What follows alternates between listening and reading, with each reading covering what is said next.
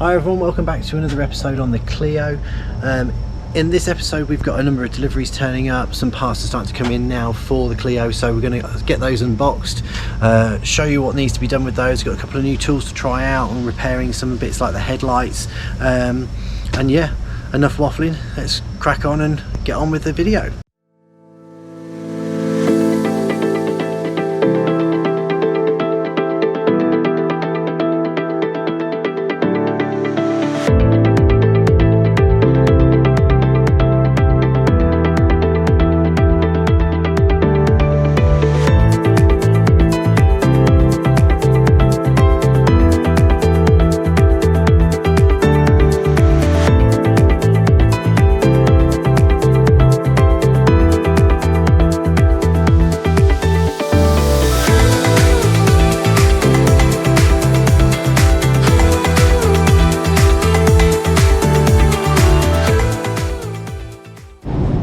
So let's have a look at the bumper that's just turned up. It's spent ages trying to find individual sections. So like these DRLs, we've got the one from the driver's side, which is absolutely fine, but obviously now we've got a complete set. These came with the fog lights, all the plastic inserts.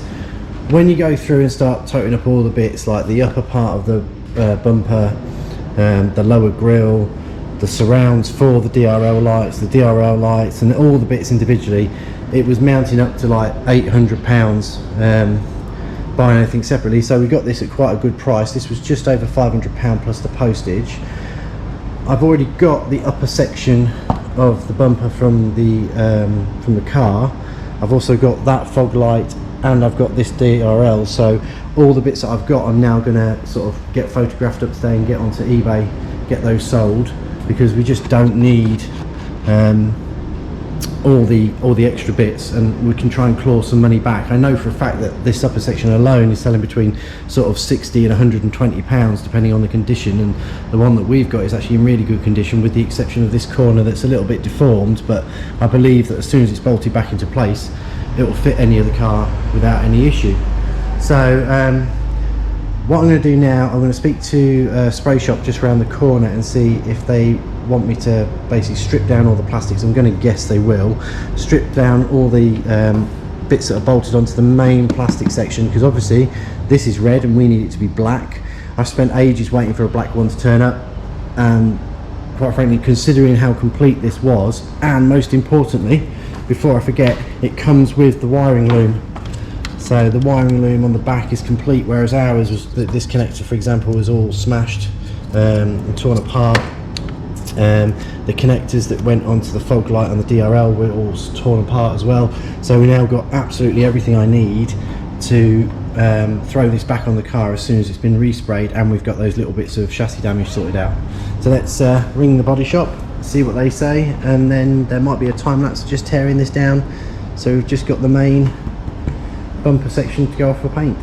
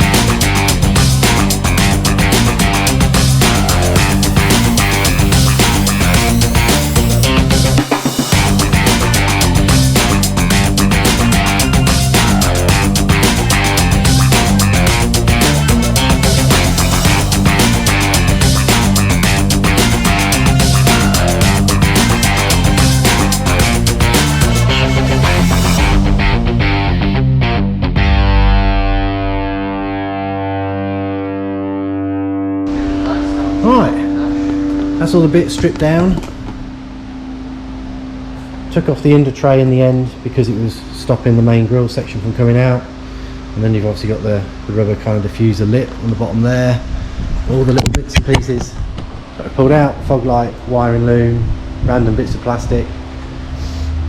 And I was just saying to Ben that like all these bits were like added up to about £800, but this particular section here, the main bumper section, the bit that we're going to get sprayed black, it's £159, and that's used in bad condition with scuffs and stuff. I mean, luckily this one is actually in really good condition. There was no kind of deformities that I could see from it, but I mean, as it's going to be sprayed, we weren't too fussed if we scuffed it or anything lightly. Well, yeah, we'll get this over to the paint shop now. I'm going to try a new one. Ben's just told me there might be one around the corner from us, see if we can get it done quite quickly. And then I'm going to clean up all the bits that we've taken off, ready for the reassemble. Okay, so quickly to run through, all the bits have now been cleaned up. There's a couple of little marks here and there, but they're a lot cleaner than they were. I'm not going to go into a full detail and try and make them immaculate, because once they've gone back on the car and it's done a few miles, they're going to get grime and stuff built back up in the bolt holes anyway. But at least we're putting back as clean as possible onto our new bumper. Again, these are the other elements. So you've got the lower bumper. I haven't finished wiping these down before anyone makes a comment. The upper grille is actually better condition than the upper grille that we had. However, it's got a little bit of damage on the edge of here. I think irrespective of that, I'm going to stick that on eBay with some decent pictures and see if we can't get that sold.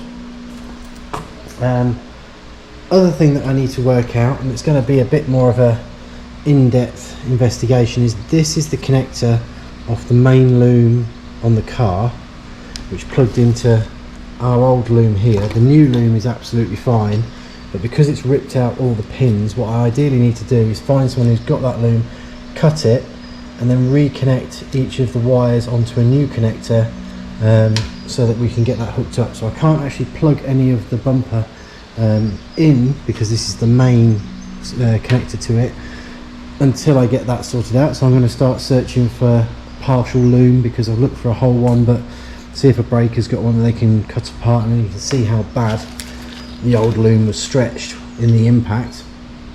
I'm going to move on to this section now. So this is the active vent on the front.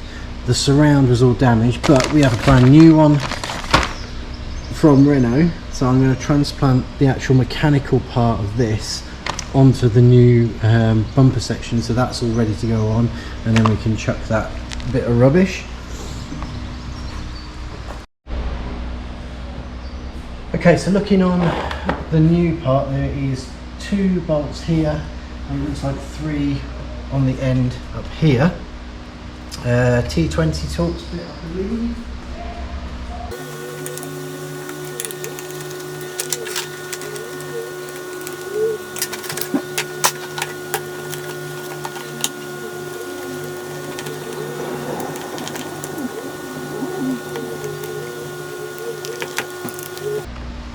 Okay, it was a really easy swap out.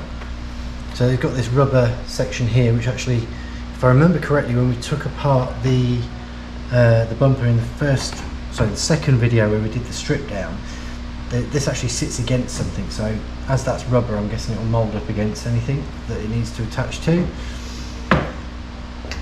So now I need to sort out the chassis work. Obviously, we're still waiting on the body shop to finish working on the Fiat 500, so I can then swap over and send the Clio. Need to try and source that connector for the loom, because I think if there's any little gotchas, that's going to be it. Something as small and simple as that. And then the last bits that I need to order are the replacement wing, the replacement replacement bonnet, and wheel arch liner. And I think after that, that's everything. Which means as soon as that chassis is sorted out, we're probably only 1, maybe 2 videos away from that car being ready and back on the road.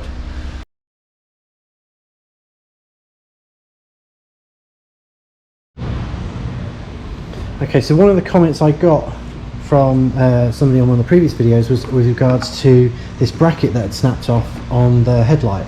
So I've just done a video on how to hot staple the plastic back together without pressing record on the video like a complete dick.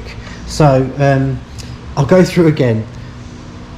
Plastic welding gun, you get different shaped staples, or I'm going to call them staples, different shaped staples that do different jobs. They connect into the end of the two prongs, and then it passes a current across there which heats up. So if I do an example on this one that I've already put in place, you put it on there, you heat it up, sits into the plastic. You want it to about halfway down in the plastic, so this one can go a bit lower.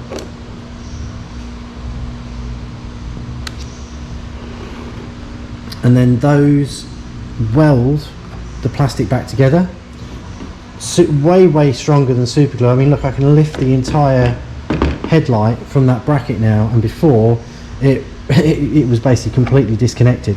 So I've put 3 staples in total at the top, so one here, and one on the end where there was like a hairline crack, and then on the underneath I've put another one in there to hold it together. So great bit of kit. As I said in the previous video, which I didn't record, I'll tag a link in the description as to where I got this from, but surprise surprise, it was Amazon, and I think it was about 25 quid. But I've now got a new tool to add to my collection, and I can now weld plastic back together if we get any bits that break off.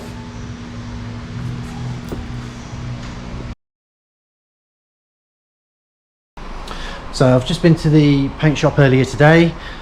We dropped the bumper, I think it was Wednesday last week, so today is Tuesday, so just under a week. The guys have absolutely done a brilliant job. As you can see, it's now in the correct paint colour.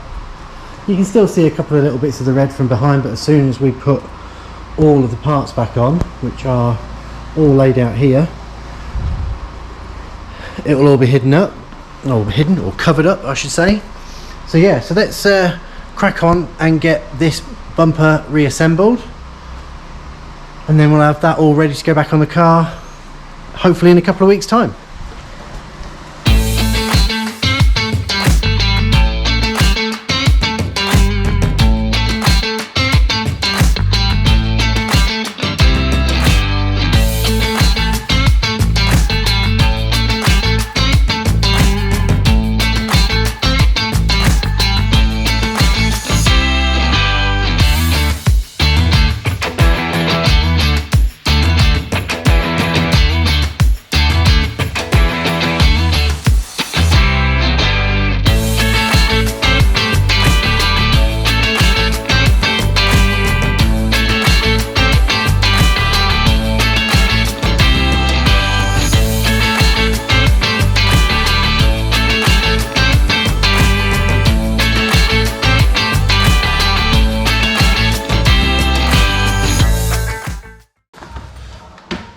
So because on the bumper when we took it apart a lot of it was riveted together, so I can pull everything together nice and tight while I'm doing the reassembly, I'm going to actually just put a few cable ties in through those holes until we can get hold of some replacement rivets. Pull that in nice and tight, cause it not to move, but then when I come to remove the cable ties at a later date, it's quite easy to do. Now, some people might think, oh, I'll just leave the cable ties in there, and I'm sure they'll be perfectly fine, but I want to make this as original as possible with the original rivets and things in place. What we might try and do is maybe find some like little special bolts or something that we can put in that'll hold everything in, but ultimately everything's aligning back up where it needs to be, all the holes are back where they need to be.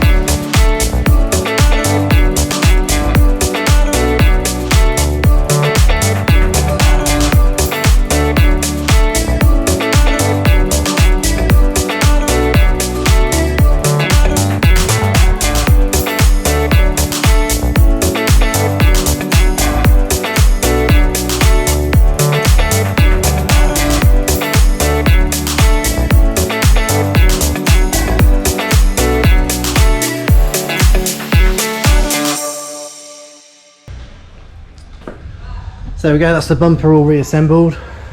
Come along really well. I did have to reference my laptop on the dismantle video just to check a couple of bits and pieces of the order. I mean, it's been a week since I took it apart, so I've slept since then and probably forgotten all the information I needed.